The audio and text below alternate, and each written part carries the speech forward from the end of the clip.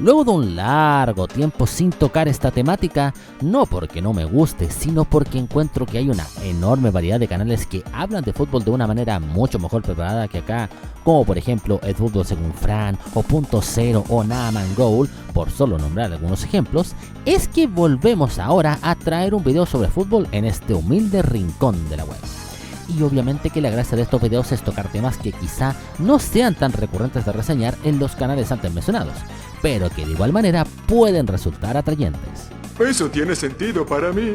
Por esta razón, en el anecdotario no tan secreto, les presentamos un top 7 de equipos que casi llegan a instancias de competición profesional en nuestro terruño, abordando tanto a aquellos que destacaron en competiciones de menor calibre y de carácter semiprofesional, como a iniciativas locas que por meros detalles no se concretaron. Así que sin más preámbulos, ni enredo de lenguas, ni soponcios, pues obviamente que comenzamos. Durante la medianía del siglo XX tuvimos el hecho de que en la zona centro-sur de nuestro terruño existía una competencia semiprofesional que nada tenía que envidiarle a las en ese entonces muy centralizadas competiciones de fútbol profesional. Y de hecho, algunas revistas especializadas como Gol y Gol dedicaban espacio para hablar del campeonato regional que se desarrollaba principalmente en Concepción y que en varios pasajes parecía más atrayente que los partidos que habían en el ascenso oficial. No tengo pruebas, pero tampoco dudas. En aquella competición tendremos a clubes que hoy en día son punto fijo en el fútbol rentado nacional, como Huachipato o Ñublense. Otros que también han tenido un tormentoso devenir, como Fernández Vial o Naval de Talcahuano. Y particularmente en este top menciono equipos que también formaron parte de este torneo semiprofesional y en donde incluso algunos de ellos aguantan los trapos en el amateurismo local. Quizá el caso más llamativo es el de Lord Cochrane.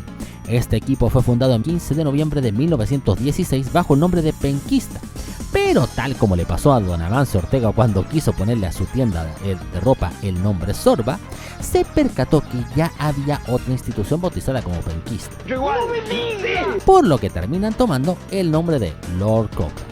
Por su pollo. Al año siguiente de su fundación se integran a la Asociación de Fútbol de Concepción y ya para la década del 20 se consolidan como una gran institución deportiva porque incluso se dieron el lujo de contar con 12 equipos o entre comillas planteles adultos más 4 planteles de jugadores infantiles.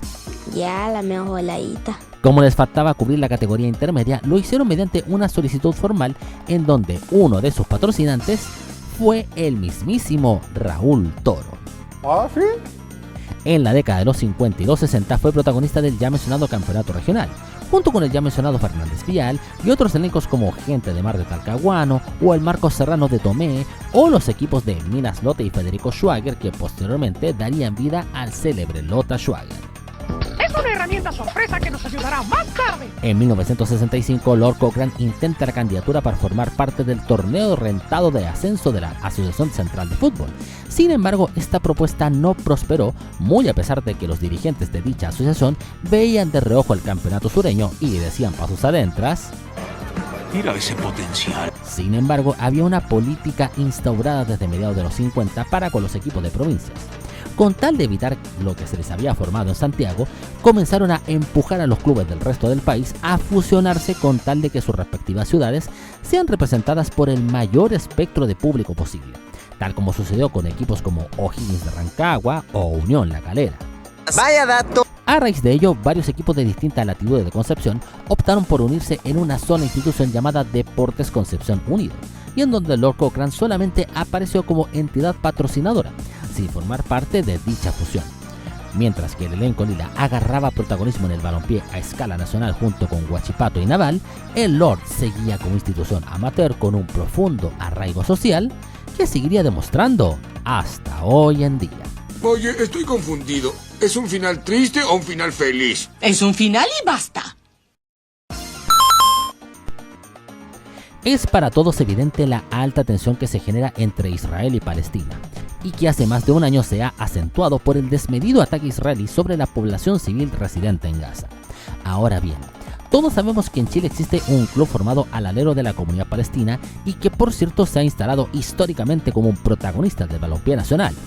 Pero ¿Sabían ustedes que pudo haberse gestado en nuestro terruño una especie de clásico de Gaza entre un club de comunidad palestina y uno de comunidad israelí? ¿Cómo dijo, señor? Bueno, resulta que el 8 de diciembre de 1935 fue fundado el club por una agrupación de estudiantes judíos tanto secundarios como universitarios llamada Asociación de Jóvenes Israelitas. Este club llevaba por nombre Israelita Maccabi y su actividad futbolística agarra connotación a partir de 1938 cuando se integra a competiciones amateur locales. Y en la década siguiente formó parte de la División de Honor Amateur, DIPA, que si bien era la segunda categoría de competiciones deportivas, pues no contaba con un sistema consolidado de movimientos divisionales y no tenía el establecimiento de normas de profesionalización de los planteles tal como lo tenía la primera división. Vaya, vaya, vaya. Por esa razón es que lo incluimos en este top. Y posterior a este periplo se mantuvo en competencias de índole local como la Asociación Santiago y la Liga Junior. En 1975 este club se fusiona con el equipo del Estadio Israelita de las Condes, creado en 1950, y se convierte en el actual Estadio Israelita Maccabi, probablemente con el fin de agrupar de mejor manera a toda la colectividad residente en Santiago, aunque actualmente esta institución tiene un enfoque más polideportivo y de aparecer más bien en competencias con grupos de su misma cuerda geográfica e ideológica.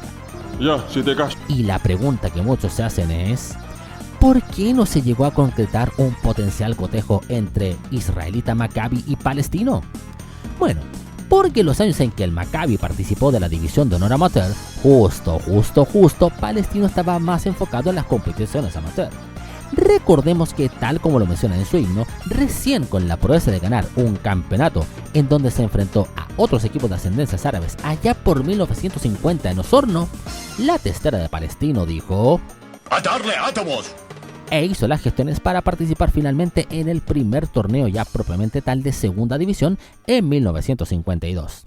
Y bueno, ya para ese entonces el Maccabi ya estaba enfocado en competencias de ribetes menores. Seguimos. Para la quinta casilla nos trasladaremos al norte grande de Chile, más específicamente a la cuna de célebres personajes como Lenka Franulich, los líderes del grupo musical Iyapu o el sempiterno Fer de Canal 15.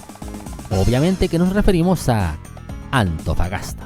Creo que es muy obvio que sí. Antes de que fuese aceptada la incorporación del entonces Antofagasta Portuario, actual Deportes Antofagasta, el club con más posibilidades para representar a la Perla del Norte en el fútbol rentado nacional era el Unión Bellavista.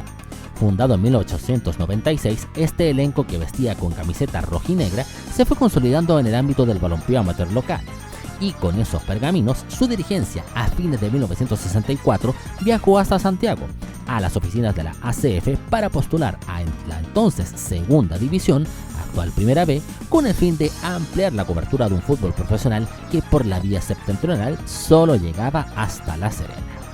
Su postulación causó de entrada resquemores en los dirigentes futbolísticos centralistas, dado que para ese entonces los viajes en avión no eran tan accesibles como ahora, y el recorrido en bus implicaba bancarse 1 a 2 días solamente de ida.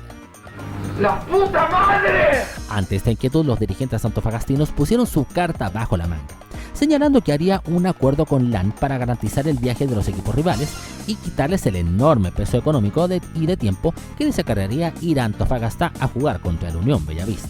Vaya, no encuentro fallas en su lógica. Añadiéndose también como atractivo el hecho de que las recaudaciones en ese entonces se repartían miti mota entre ambos elencos.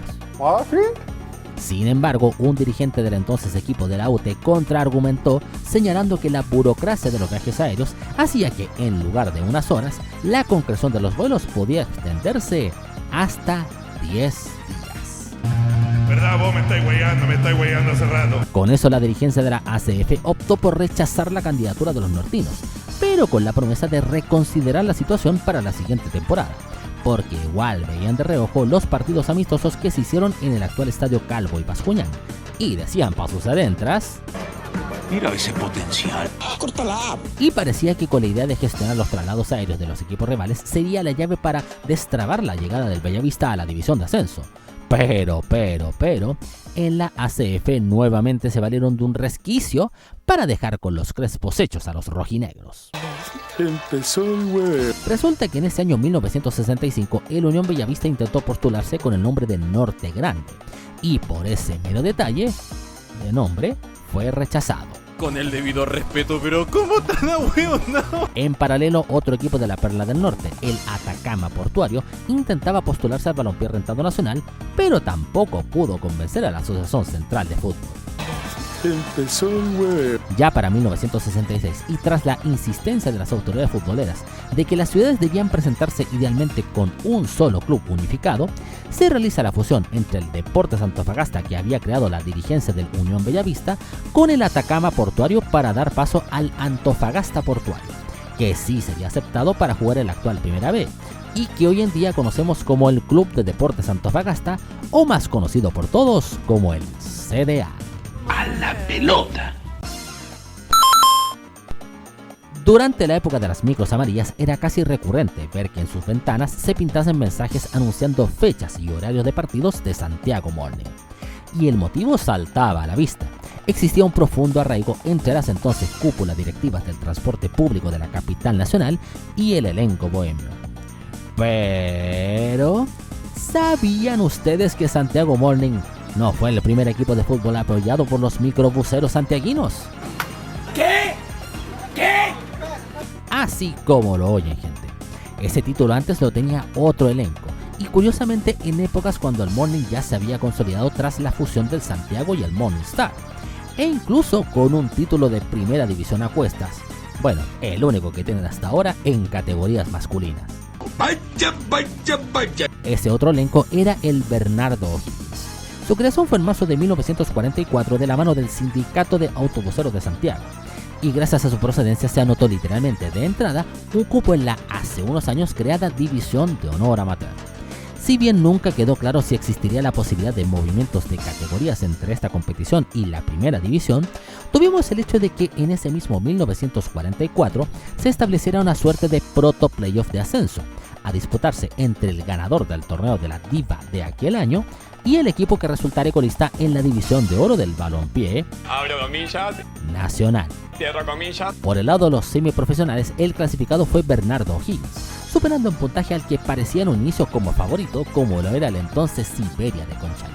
Mientras que en la actual primera división, el otro contendiente fue Badminton, que al parecer obtuvo la última posición de la tabla, aunque actualmente las estadísticas ponen en ese antisitial a Everton, luego de que se le diera por secretaría el triunfo a Santiago National en un partido que en cancha había perdido 2-1 ante los Oro y Cielo.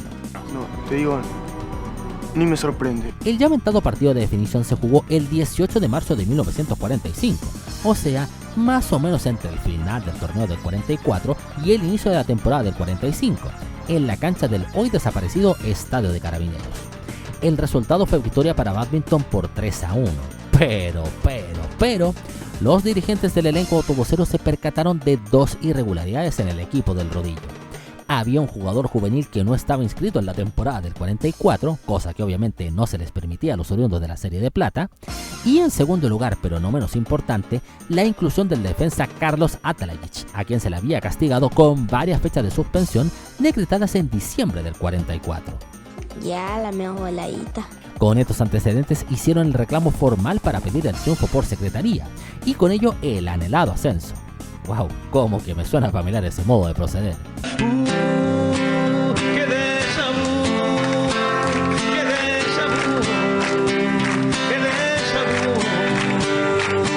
Bueno, el hecho es que la ACF acogió parcialmente el reclamo.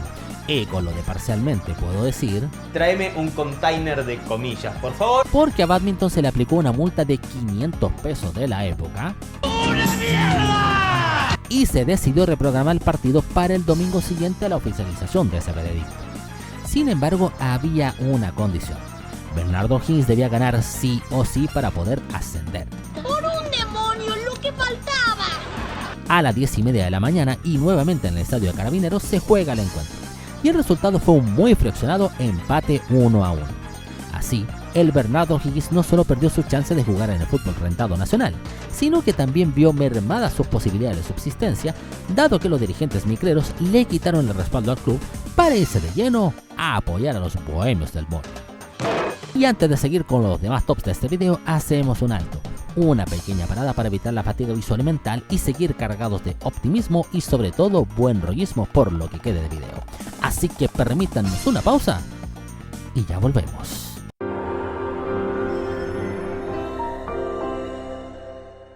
Y ya están aquí, provistos de una botella de agüita y también con su jockey y protector solar. Nuestros recomendados de pana. Pues como decimos este viaje, que para donde vamos no habrá riesgos de que se termine desviando la pista por la instalación de alguna feria navideña. La historia gráfica y detalles sabrosones de la televisión de Chile y del resto de la planetosfera en un solo rincón de la web. Lego Games Mill, el lugar preciso en donde la televisión se luce y se lucirá siempre. Más detalles y fecha aproximada de nuevos estrenos en el Instagram @LegoGamesMillYT. La historia y datos más contundentes del fútbol chileno disponibles en un solo canal, El Fútbol según Fran. Más detalles de su material y próximas novedades disponible tanto en su fanpage de Facebook como en su sucursal de Instagram. Entretención y buen rollismo las 24 horas del día, los 7 días de la semana. Vive Modo Radio, programados contigo. Escucha su señal en cualquier parte del mundo en vivo.modoradio.cl y entérate de su variopinta variedad de programas en el Instagram @modoradiocl. Ya cumplimos 20 años estimulando píxeles y haciendo caer el carnet hasta el -45. Somos Canal Preto. Encuéntranos en Instagram como @canalpretocl y revisa nuestro amplio material disponible en YouTube. Partimos siendo ficción y ahora somos más reales que nunca. ChiTV, el rincón más deslenguado y frenético de la internet chilena. Revisa nuestro variopinto contenido en YouTube y nuestros memes ñoños en nuestra sucursal de Instagram. Un espacio para homenajear a un grande de la televisión chilena, tanto en el sentido figurado como literal de la palabra. Tributo Pedro Pavlovich. Subimos imágenes y extractos de video a nuestro Instagram oficial @tributopedropavlovich. ¿Quién diría que la nostalgia y traumas de la televisión chilena de antaño sería fuente de inspiración para un proyecto musical? Pues así fue como se creó Teleausencia. Escucha toda su discografía tanto en YouTube como en Spotify. Todo comenzó con unos VHS que habían por ahí guardados y ahora se es una nueva alternativa en contenidos del recuerdo televisivo. La tele de Quetzal intentando sorprender. Descubre toda su hemeroteca virtual a través de YouTube. Con prácticamente 8 años de experiencia, seguimos motivados cada día en la noble tarea de revivir a esa buena televisión. Archivos en VHS, su canal archivo de siempre. Y estos fueron nuestros recomendados de pana de esta ocasión. Y tal como fueron los avisos comunitarios de Canal 15, los seguimos repitiendo sin chistar y sin cansancio. Ninguno, pero de verdad que absolutamente ninguno de estos avisos es ficticio.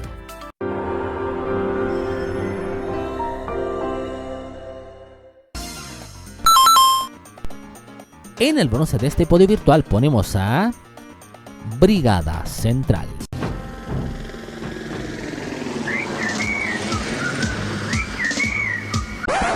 Que no es esa brigada, gente. Chicos, ese no era el tape, era otro. Nos referimos a un equipo de fútbol creado al alero de la entonces Policía Fiscal de Santiago, uno de los precursores de la actual institución de Carabineros de Chile. Su fundación data del 20 de octubre de 1920 y su debut en competencia se lleva a cabo a la temporada inmediatamente siguiente, logrando allí el título de campeón de la segunda división de la Asociación de Fútbol de Santiago. Me llena de orgullo. Y seguido de varias temporadas con notables presentaciones en donde incluso se dio el lujo de ganarle a equipos aún vigentes como Magallanes o la Unión Española, que por ese entonces se llamaba Ibérico Balompié, así como también a equipos actualmente fusionados, como el Santiago Fútbol Club y el Morning Star, que en la medianera de la siguiente década formarían el actual Santiago Morning. Sí, bueno. E incluso equipos ya desaparecidos como Badminton o el hace no mucho desaparecido Liverpool Wanderers de Recoleta. Me dejáis peinado para atrás. Tras ganar en la Liga Central de Fútbol en su Serie B en 1928, ocurre el cambio de nombre, pasando a llamarse desde el inicio de la temporada 1929 como Deportivo Carabineros de Chile, haciendo su localía en el hoy desaparecido Estadio de Carabineros, ubicado en ese entonces en la ribera sur del río Mapocho, en la actual esquina de Camin con Balmaceda. A pesar de su más que decente desempeño que lo dejó como subcampeón del torneo de ese año a tan solo un punto del campeón Colo-Colo, para el año siguiente el equipo fue disuelto. ¿Cómo dijo, señor? Para ser más precisos, el 2 de noviembre de 1929 se establece una ordenanza institucional en donde se prohibía a los funcionarios de Carabineros participar en actividades deportivas civiles, entre ellas el campeonato de fútbol de la Asociación de Fútbol de Santiago. Y como el plantel se nutría especialmente de efectivo de la institución, pues el tema ya estaba más que cocinado. Triste, tan triste. Para septiembre de 1933, el equipo entre comillas volvió a presentarse, con el fin de disputar una llave a doble partido contra el equipo del Marcos Serrano de Tomé, en donde el primer encuentro fue 4-2 a favor de los tomecinos y en la vuelta los policiales ganarían por 3-0. Seguimos. En la novena fecha del Campeonato Nacional de 1974 ocurre un partido que muy jocosamente fue bautizado como el Clásico Militar. Por un lado estaba un equipo que ya llevaba años en las grandes ligas del balompié chilensis, como lo era Naval de Talcahuano, y por otro lado estaba el elenco de Aviación, que venía de conseguir el boleto de ascenso en la temporada anterior. Dicho cotejo se llevó a cabo en el estadio Reinaldo Martín Müller, ubicado en plena base aérea del Bosque, y el marcador final fue empate 2-2. Pero, ¿a pito de qué viene este dato? Ni puta idea. Bueno, porque en esos años que coincidieron con los albores del régimen militar, estuvimos a muy poco de tener un tercer equipo futbolístico de Fuerzas Armadas. El ejército vio cómo la Armada y la Fuerza Aérea se iban compenetrando a la sociedad civil con las buenas campañas de sus respectivos equipos y dijo... Y me le ocurrió otra idea, weón. Y empezó a crear la posibilidad de meterse también en las filas del fútbol rentado nacional, aunque claramente partiría en la segunda división, actual Primera B. El tema es que tenían al menos la mitad del camino armado, ya que por ese entonces contaban con un club que hace un par de décadas había adquirido un sitial de importancia en el básquetbol santiaguino. El cerebro de esta idea fue el coronel Sergio Hidalgo, quien por ese entonces era el director general de FAMAE. El objetivo tras esta idea era el de recuperar la mística corporativa, o dicho en simple, hacer que las personas que de una u otra manera pertenecían a FAMAE se sintieran orgullosas de ello. Y comenzarían con un plan de adaptación pasito a pasito, suave suavecito, como diría Luis Fonsi, comenzando con disputar partidos amistosos contra selecciones comunales o de departamentos, que era el nombre que tenían las actuales provincias, para después con un poco más de rodaje aventurarse a competir en el amateurismo regional. Los buenos resultados en sus primeros amistosos hacían ilusionar al coronel Hidalgo respecto del poder ver al club de FAMAE dentro de las competiciones a escala nacional. Pero, tan pronto como se construyeron dichas ilusiones, fue cuando se desplomaron de un paraguaso. ¿Por qué lo dice tan brusco? Resulta que en los mandos superiores del ejército comenzó a crecer una profunda reticencia a partir de las competiciones futbolísticas profesionales, dado que si bien Aviación lograba el suficiente rendimiento para mantenerse en primera por toda la segunda mitad de los 70, pues también era visible que aquellos que no apoyaban o lisillamente no tenían vínculo alguno con el plantel de la FACH hacían sentir su desaprobación en las graderías.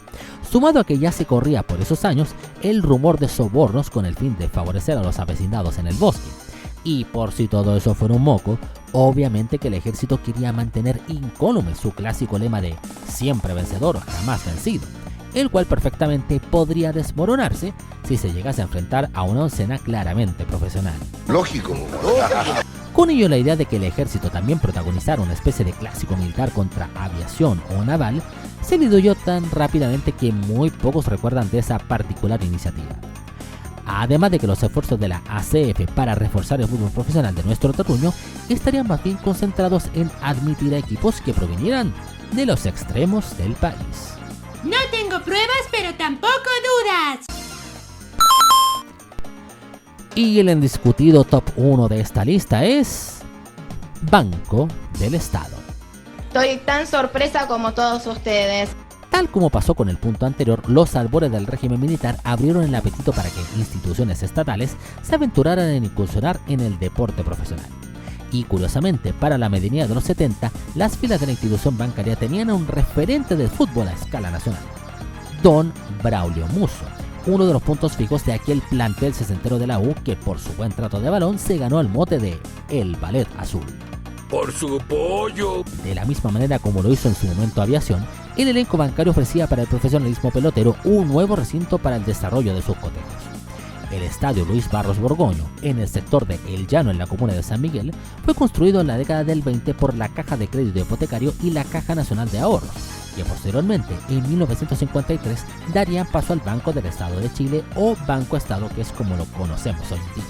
Vaya dato. Antes de tratar de insertarse en el fútbol rentado, la entidad bancaria ya había desarrollado instancias de práctica deportiva en otras ramas, siendo quizá la más prolífica la de básquetbol, en donde se instalaba como un protagonista de la competencia cestera en la medianía del siglo pasado. La idea de que el equipo de fútbol del Banco del Estado se integre a competiciones profesionales tomó más fuerza tras ganar un campeonato en donde se enfrentaba a equipos de bancos oficiales de otras latitudes de Latinoamérica. Y de hecho, Don Braulio Musso tenía muy clara la dinámica institucional del club. Se le ofrecía a los jugadores un contrato en donde pasaban a ser funcionarios del banco con todos los beneficios y estabilidad laboral que por ese entonces acarreaban. Quizá no eran sueldos estratosféricos, pero sí les permitiría la tranquilidad de estar en una entidad que por esos años gozaba de prestigio y solidez. Ya, si te callas. Y tras esto, la pregunta que cae de cajón es: ¿y qué pasó? ¿Cómo fue que un equipo que tenía espalda suficiente para el desarrollo de múltiples ramas deportivas, que contaba con un estadio propio y que para más remate ofrecía estabilidad económica y laboral a su plantel, no pudo ni siquiera participar en la categoría de plata del profesionalismo nacional? Bueno, la respuesta a ese interrogante la encontramos en la Asociación Central de Fútbol, entidad antecesora de la actual ANFP. En la década de los 60, la ACF comenzó todo un entramado conducente a reducir lo máximo posible la saturada gama de clubes santiaguinos que, por una parte, tenían muy pobres números tanto en convocatoria de sus partidos como en rendimiento deportivo, y por otro lado tendían a saturar la escasa oferta de estadios en donde se jugaba fútbol profesional, donde los más fijos eran el Nacional y el Santa Laura, además del estadio que tenía la UCE en Independencia hasta antes de su demolición a inicios de los 70. Bajo esta premisa tuvimos la migración forzada de equipos tales como Iberia a Los Ángeles, o Green Cross que fue a parar a Temuco, o Badminton que vivió su agonía en Curicó, o incluso el insólito caso del Municipal de Santiago que hizo entre comillas de local en Rengo. A la pelota. Con todos estos antecedentes, caía de cajón que la iniciativa del Banco del Estado, por muy sólida y seria que se viera, no tendría respaldo en una dirigencia futbolera más preocupada de captar públicos fuera del Valle Central chilensis. Creo que es muy obvio que sí. Y bueno, gente, si les gustó este video, como siempre los invitamos a dejar su pulento like. Y si quieren estar al día con los próximos videos de este canal, les invitamos a hacer su magnificente suscripción con clic a la campanita y todo, que te dejará con toda la suerte para que tu amigo secreto sea alguien que te caiga bien y elegirle su regalo sea un completo agasajo.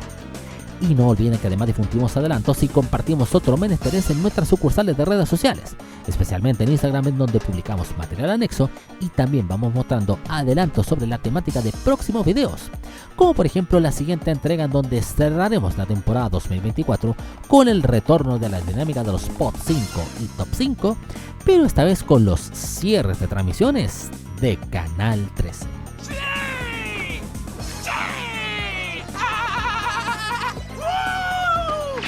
Hasta pronto y muchas gracias de antemano por seguir escudriñando en este anecdotario no tan secreto. Hasta la próxima. Domingo por la mañana, temprano al estadio se va. Domingo por la mañana, la cola no quiere avanzar. Después la inmensa alegría, la barra celebrando el gol.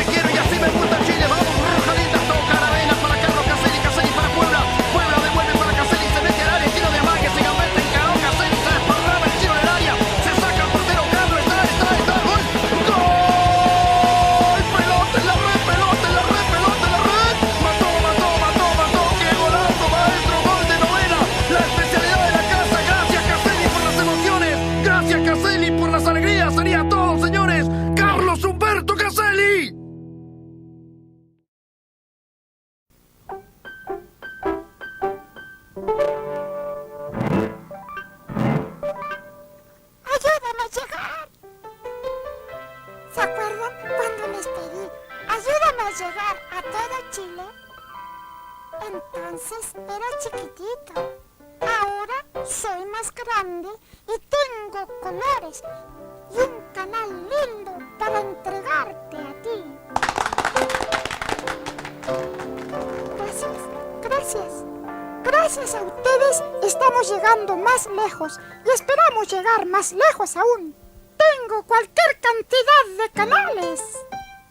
El 13 de Santiago, el 8 de Valparaíso y Viña, el 5 de San Fernando, el 8 de Talca y Linares, el 5 de Concepción y Talcahuano, el 13 de Chillán y Los Ángeles. Y por el norte hasta Arica, gracias a nuestros amigos de Telenorte. Todos estos son mis canales. Bueno, nuestros canales. Y a través de ellos estamos conociendo nuevos amigos. Muchos amigos, hartos amigos, tantos amigos. Universidad Católica de Chile Televisión. Estamos llegando. Muchas gracias a todos.